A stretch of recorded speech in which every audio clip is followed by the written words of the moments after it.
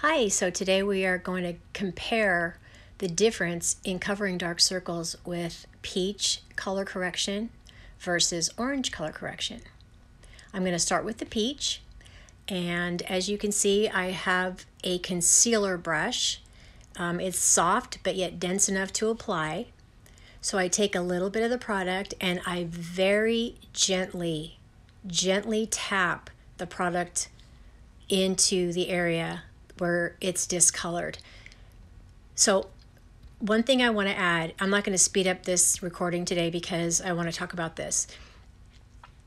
One thing about the under eye area is it's very thin when you get up around, like I'm 59, and the skin in that area is thin.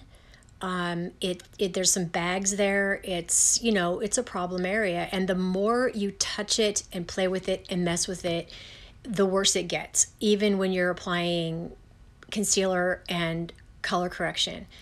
The best way to apply is to just be super gentle. So here I am going over to the other eye bag with the orange. Now, if you didn't notice the other eye with the peach, there's more dark circle issue on that side than there is on this side I'm working on now. But I wanted to give the peach a chance to compete with the orange. So here I am, I'm just gently tapping in the product and evening it out as best I can. Now the foundation is going to cancel the discoloration of the color correcting, in this case orange. You might look at it and go, holy smokes, that's ridiculous. Well, when you put your foundation and your concealer over the top of it, it's not going to show. So here we are at this point with the peach and the orange side by side. Now I'm going in right now with Nars. This is the same foundation I have on the rest of my face today, so I'm going to go ahead and just match it up. And I stick my brush in the foundation and just get a little bit on the brush so I can handle it the same way I did the correction. I tap in the foundation until it's blended, where there's not a lot of see-through. I'll add as much foundation as I need to, but I'll try to avoid using too much. And then I will go in myself and use a damp sponge and again, very gently tap it to continue to blend and smooth it out.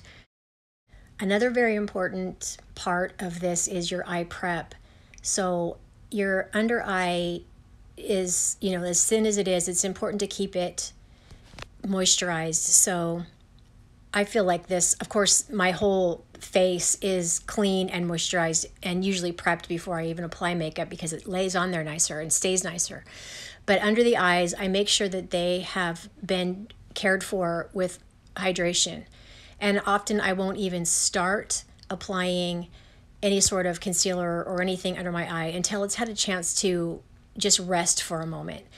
And because I'm recording, you can't tell, but in between each step, I really do try to give my under eye a rest instead of just piling it all on at the same time, just bam, bam, bam. I will go in with one product, gently apply, let it rest for a minute, then go in with the next application and let it rest.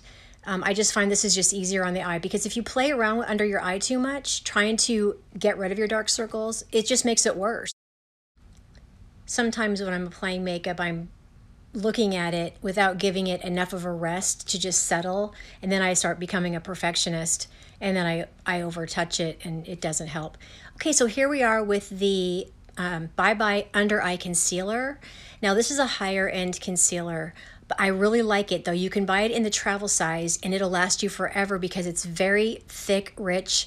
It covers really well and it will last you forever. So even though it's high end, it may seem more expensive for a smaller tube. You don't need very much. In fact, if you put too much, it's going to crease and crack and not look good. So I just basically put a little bit and rub it in my fingers and then just tap it on in there with my pinky finger first. And now here I am using a brush to even it out a little bit.